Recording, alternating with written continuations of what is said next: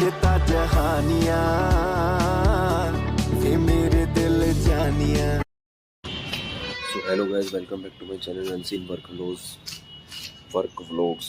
Sorry guys, हो जाता है यार, दिमाग की भंड हो चुकी है भाई। आज बॉन्ड की वैल्यूएशन पढ़ गए। मैं तुम्हें चलो आज बॉन्ड की वैल्यूएशन बता ही देता हूँ कैसे किस हिसाब से कैलकुलेट होती है बॉन्ड की वैल्यूएशन। अगर तुम स्टॉक मार्केट से हो बंदे हो, तुम स्टॉक मार्केट वाले बंदे हो, तो वो अगर इंटरेस्ट रेट मार्केट में बढ़ता है ना, अगर इंटरेस्ट रेट मार्केट में बढ़ता है तो बॉन्ड प्राइस गिरता है। और अगर इंटरेस्ट रेट मार्केट में गिरता है, मतलब आरबीआई जो है, जो हमारे देश का आरबीआई है, अगर वो इंटरेस्ट रेट घटा देता है तो बॉन्ड का प्राइस बढ़ता है।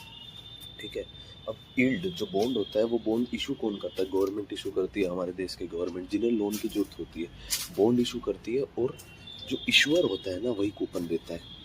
और जो बॉन्ड कूपन कूपन अब तुम बोलोगे भाई मयंक भाई यार, कूपन मतलब क्या होता है यार, ये तो तुमने अलग ही बात बता दी। तो भाई कूपन मतलब होता है इंटरेस्ट, ब्याज। बॉन्ड मार्केट में कूपन का मतलब होता है ब्याज। अगर तुम इसके अंदर घुसोगे ना भाई, तो बहुत बड़ी चीज़ है, बहुत बड़ी। फिक्स्ड इनकम अपने आप में ये बहुत बड़ी मार्केट है।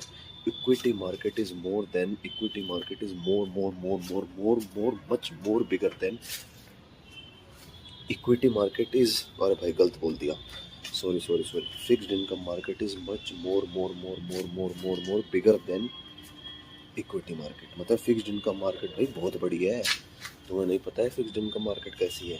फिक्स्ड इनकम मार्केट में लोग डेट पे पैसा रख के बहुत बड़े बड़े बड़े ट्रेजरी बिल उठाते हैं, बहुत चीज़ होती है। चलो ये सब बात की बातें अगले ब्लॉग में समझाऊंगा, बट अभी तुम बॉन्ड समझो। बॉन्ड में क्या होता है, जैसे इश्यूअर है, कोई भी इंश्योरेंस कंपनी है, उसे पैसा चाहिए क्लेम देने के लिए, और उसने स्टॉक मार्केट में पैसा लगा रखा है। अब सपोज करो उसने स्टॉक मार्केट में पैसा लगा रखा है और उसके पास बॉन्ड्स हैं, और स्टॉक मार्केट में उसे लॉस चल रहा है, और जिस बंदे का क्लेम है वो बंदा मर गया, सपोज करो मर गया, तो जांच जूझ करके पहले तो वो उसको निपटाने की कोशिश करेंगे, मतलब उसे क्लेम नहीं देंगे।